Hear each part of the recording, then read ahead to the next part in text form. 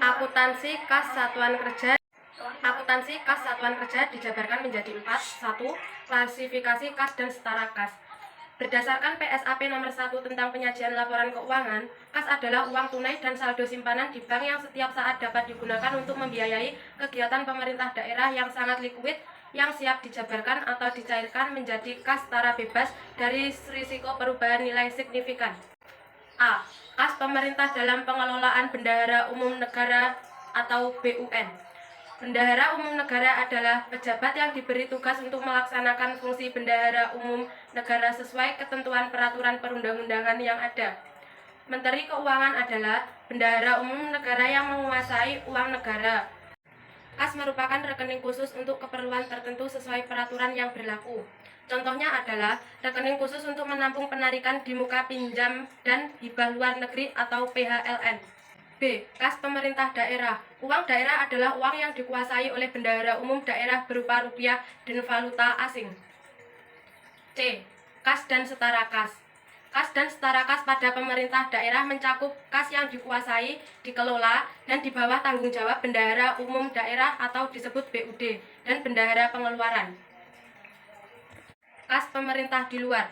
Pengelolaan Bendahara Umum Negara atau Daerah atau BUND, kas pemerintah yang penguasaannya, pengelolaannya, dan pertanggungjawabannya dilakukan oleh selain Bendahara Umum Negara atau Daerah meliputi 1. Kas di bendahara penerimaan. 2. Kas di bendahara pengeluaran. 3. Saldo kas lainnya yang diterima karena penyelenggaraan BUN pemerintahan. 4. Kas di badan layanan umum atau badan umum daerah. 2. Pengukuran dan pengakuan. A. Pengukuran kas dan setara kas. Kas dan setara kas diukur dan dicatat sebesar nilai nominal. Nilai nominal artinya disajikan sebesar nilai rupiahnya. B. Pengakuan kas dan setara kas. Kas dan setara kas diakui saat 1. Potensi manfaat ekonomi masa depan diperoleh oleh pemerintah daerah dan mempunyai nilai atau biaya yang dapat diukur dengan andal. 2. Diterima atau kepemilikannya dan atau penguasaannya berpindah. 3. Akuntansi kas dan setara kas. A. Transaksi penerimaan kas. Transaksi penerimaan kas meliputi hal-hal sebagai berikut. 1. Transaksi pendapatan. Pendapatan adalah semua penerimaan rekening kas umum negara atau daerah yang menambah ekuitas dana lancar dalam periode tahun anggaran yang bersangkutan yang menjadi hak pemerintah dan tidak perlu dibayar kembali oleh pemerintah. 2. Transaksi penerimaan pembiayaan. Pembiayaan atau financing adalah setiap penerimaan yang perlu dibayar kembali dan atau pengeluaran yang akan diterima kembali, baik pada tahun anggaran bersangkutan maupun tahun anggaran berikutnya, untuk menutup defisit atau memanfaatkan surplus anggaran.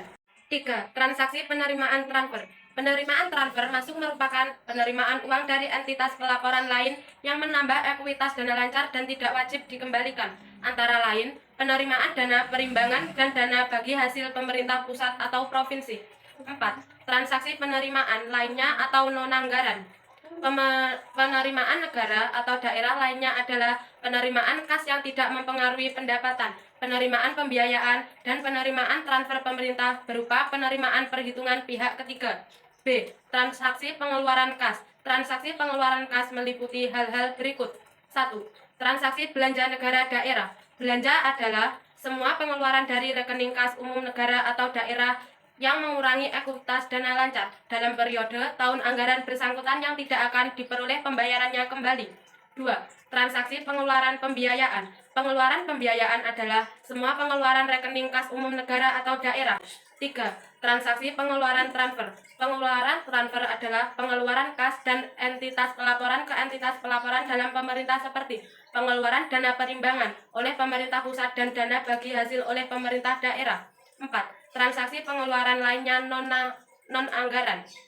Pengeluaran lainnya atau non-anggaran adalah pengeluaran kas yang tidak mempengaruhi anggaran pendapatan, belanja pengeluaran pembiayaan, dan pengeluaran transfer pemerintah, antara lain pengeluaran perhitungan pihak ketiga. 4. Akuntansi saldo kas. A. Rekonsiliasi bank. Rekonsiliasi bank dilakukan untuk mencocokkan saldo kas di bank menurut catatan bank dengan catatan akuntansi pada entitas pemerintah yang mengelola rekening pada bank tersebut. B. Selisih kas. Selisih kas adalah perbedaan saldo kas menurut catatan akuntansi dengan saldo fisik kas tunai on hand yang ada pada tanggal tertentu. 5. Pihak yang terkait dengan akuntansi kas. A. Satuan Kerja Perangkat Daerah (SKPD). Pihak-pihak yang terkait dalam akuntansi kas dan setara kas pada SKPD antara lain sebagai berikut. 1. Pejabat Penata Usahaan Keuangan SKPD, PKK, SKPD. Bendahara Penerimaan SKPD. 3. Bendahara Pengeluaran SKPD. 4. Penggunaan Anggaran atau PA. B. Pejabat Pengelolaan Keuangan Daerah PPKD dalam sistem akuntansi kas dan setara kas. PPKD memiliki tugas sebagai berikut. A. Menandatangani laporan keuangan PPKD sebelum diserahkan dalam proses penggabungan atau konsolidasi yang dilakukan oleh fungsi akuntansi PPKD, PPK, PPKD. B. Menandatangani surat pernyataan tanggung jawab PPKD. 6. Penyajian kas dan setara kas di neraca. A. Aset lancar. Aset lancar adalah suatu aset yang diharapkan segera untuk dapat direalisasikan atau dimiliki untuk dipakai atau dijual dalam waktu 12 bulan sejak tanggal pelaporan. Kas dan setara kas diklasifikasikan sebagai aset lancar. Kas dan setara kas pada aset lancar meliputi saldo kas pada BUN atau BUD, saldo kas pada bendahara, kas di bendahara pengeluarannya bukan berasal dari uang persediaan, kas di badan layanan umum, dan setara kas. B. Aset non-lancar. Uang yang disajikan pada aset non-lancar merupakan uang yang tidak memenuhi definisi aset lancar. Uang tersebut diklasifikasikan dalam kelompok aset non-lancar, sehingga disajikan secara terpisah dari saldo kas dan setara kas pada aset lancar. B. Akuntansi piutang satuan kerja ada 6. Yang pertama, piutang pendapatan pemerintah pusat meliputi hal-hal sebagai berikut. A. Dalam pajak dalam negeri. 1. Pajak penghasilan migas, yaitu perusahaan yang melakukan kegiatan di bidang minyak bumi dan gas alam harus mendapat izin dari Pertamina. 2. Pajak pertambahan nilai atau PPN dan pajak penjualan atas barang mewah. Pajak pertambahan nilai merupakan pajak tidak langsung yang dikenakan atas transaksi penyerahan barang kena pajak ataupun pemanfaatan jasa kena pajak. PPN atas penyerahan barang kena pajak pada setiap transaksi tersebut dikenakan atas nilai tambah dari dasar pengenaan pajak setiap transaksi. Yang ketiga, cukai atas barang kena pajak adalah pungutan negara yang dikenakan terhadap barang-barang tertentu yang mempunyai sifat dan karakteristik yang ditentukan yang disebut barang kena cukai atau BKC. 4. Pajak bumi dan bangunan atau PBB adalah pajak yang bersifat kebendaan dalam arti besarnya, pajak terutama yang ditentukan oleh objek yaitu bumi atau tanah dan atau bangunan. 5. Pajak penghasilan non-migas adalah penghasilan yang diterima atau diperoleh wajib pajak selama tahun pajak. 6. Pajak lainnya. Penerimaan negara yang tercantum dalam pos pajak lainnya adalah penerimaan dari bea materai. Bea materai merupakan pajak atas dokumen yang diatur dalam Undang-Undang Nomor 13 Tahun 1985 tentang bea materai. B. Pajak perdagangan internasional adalah semua penerimaan negara yang berasal dari pendapatan bea masuk dan pendapatan bea keluar. Penerimaan dari pajak perdagangan internasional terdiri atas bea masuk dan pajak ekspor.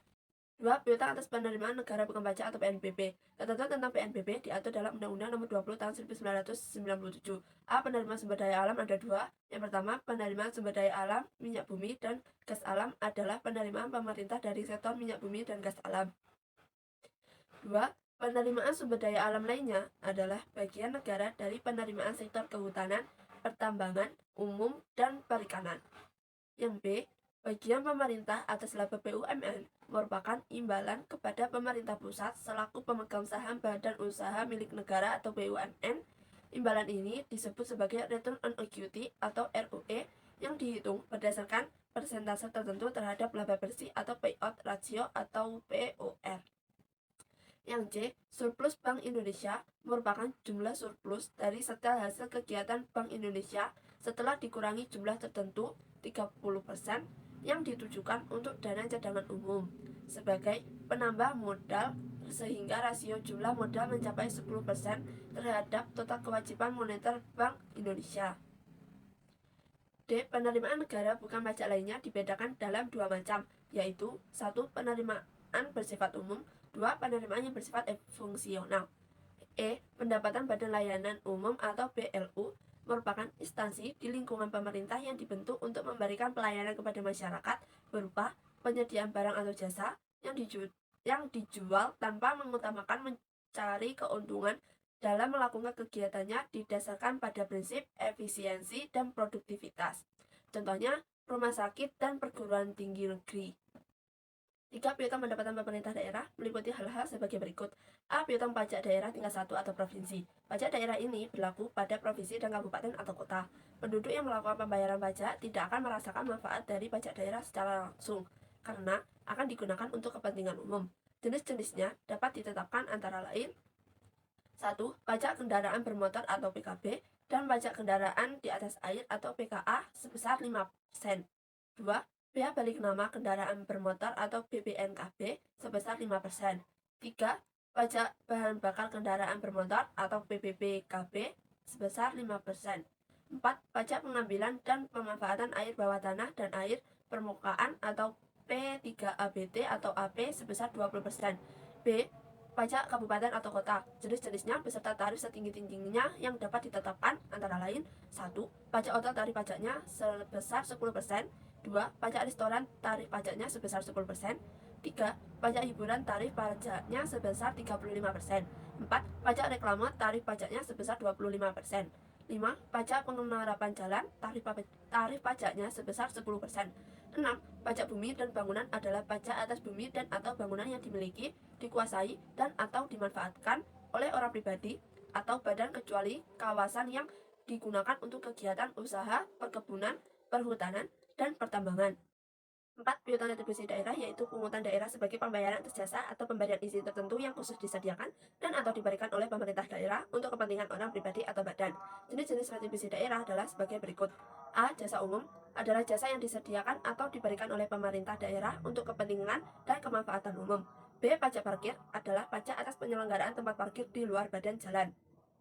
C. Piutang lain-lain PAD yang sah berdasarkan undang-undang yang berlaku mengenai pemerintah daerah antara lain: 1. Hasil penjualan kekayaan daerah yang tidak dipisahkan. 2. Jasa giro. 3. Pendapatan bunga. 4. Penerimaan atas tuntutan kerugian daerah. 5. Penerimaan komisi, rabat, potongan, atau bentuk lain sebagai akibat penjualan, tukar-menukar, hibah, asuransi, dan pengadaan barang atau jasa oleh daerah. 6. Keuntungan selisih nilai tukar rupiah terhadap mata uang asing. 7. Pendapatan denda atas keterlambatan pelaksanaan pekerjaan. 8. Pendapatan denda pajak. 9. Pendapatan denda retribusi. 10. Pendapatan hasil eksekusi atas jaminan. 11. Pendapatan dari pengembalian. 12. Fasilitas sosial dan fasilitas umum. 13. Pendapatan dari penyelenggaraan pendidikan dan pelatihan.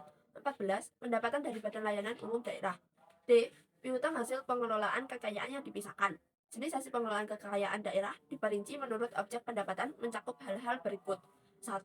Bagian laba atas penyertaan modal pada perusahaan milik daerah atau badan usaha milik daerah atau BUMD. 2. Bagian laba atas penyertaan modal pada perusahaan milik negara atau badan usaha milik negara BUMN. 3. Bagian laba atas penyertaan modal pada perusahaan milik swasta atau kelompok usaha masyarakat. 5. Piutang transfer atau dana perimbangan merupakan sumber pendapatan daerah yang diperoleh berdasarkan pengalokasian dari anggaran pendapatan dan belanja negara atau APBN yang ditujukan untuk mendukung pelaksanaan fungsi dan kewenangan pemerintah daerah untuk mencapai dan menyelenggarakan pemberian otonomi daerah. Dana perimbangan dikelompokkan 3 bagian, yaitu sebagai berikut. A. Pendapatan dari pajak. Yang pertama, bagian daerah dari penerimaan pajak bumi dan bangunan atau PBB, penerimaan negara dari PBB. 2. Bagian daerah dari pajak penghasilan atau PPH, bagian daerah dari penerimaan PPH pasal 25 atau 29 dan pasal 21. 3. Bagian daerah dari penerimaan sumber daya alam. B. Dana alokasi umum atau DAU adalah dana yang bersumber dari APBN yang dialokasikan untuk pemerataan kemampuan keuangan antar daerah untuk membiayai kebutuhan pengeluarannya dalam rangka pelaksanaan desentralisasi. C. Dana alokasi khusus atau DAK merupakan jenis dana yang telah dialokasikan dari anggaran pendapatan dan belanja negara kepada daerah tertentu yang diajukan untuk membiayai kebutuhan khusus dengan memperhatikan tersedianya dana dalam anggaran pendapatan dan belanja daerah. Klasifikasi piutang adalah seperti ini. 6. Akuntansi pengakuan dan pengukuran piutang. A. Pengakuan piutang pemerintah. Yang pertama, piutang dapat diakui pada saat diterbitkannya dokumen yang sah berupa surat ketetapan, telah diterbitkannya surat penagihan, dan sampai akhir periode akuntansi belum dilunasi. 2. Transaksi yang menimbulkan hak untuk menagih meliputi: 1. Transaksi pungutan. 2. Transaksi peringatan. 3. Transaksi transfer. 4. Transaksi tuntutan kerugian. B. Pengukuran piutang pemerintah dapat dilakukan dengan cara-cara seperti: yang pertama, piutang pendapatan diukur sebesar nilai yang belum dilunasi sampai dengan tanggal pelaporan akhir periode akuntansi. 2. Piutang pemberian pinjaman diukur sebesar jumlah yang dikeluarkan dari kas daerah dengan memperhitungkan adanya bunga denda, dan biaya pinjaman lain yang dinyatakan dalam perjanjian. Ketiga, piutang dari penjualan diukur sesuai dengan perjanjian penjualan yang sampai dengan akhir periode pelaporan masih terutang. 4. Piutang yang timbul karena kemitraan diukur berdasarkan ketentuan-ketentuan yang disyaratkan dalam naskah perjanjian kemitraan. Kelima, piutang yang timbul dari pemberian fasilitas dihitung sebesar fasilitas yang telah diberikan, dikurangi dengan uang muka yang telah diterima. 6. Piutang transfer diukur sebesar nilai yang belum diterima sampai dengan tanggal akhir periode pelaporan dari setiap tagihan yang ditetapkan berdasarkan ketentuan transfer yang berlaku. 7. Piutang ganti rugi diukur sebesar nilai yang akan ditagih berdasarkan surat ketentuan penyelesaian yang telah ditetapkan. C. Penyajian dalam neraca dan CALK. Pertama, penyajian akun piutang pemerintah daerah dalam neraca masuk dalam kelompok aset lancar. 2. Pengungkapan akun piutang pemerintah daerah dalam catatan atas laporan keuangan atau CALK meliputi 1. Kebijakan akuntansi yang digunakan dalam pengukuran piutang. 2. Penjelasan lebih lanjut piutang, khususnya yang terkait dengan kualifikasi piutang pemerintah. Dan ketiga, kebijakan dalam menentukan penyisihan piutang yang diperkirakan tidak dapat ditagih pada akhir periode laporan.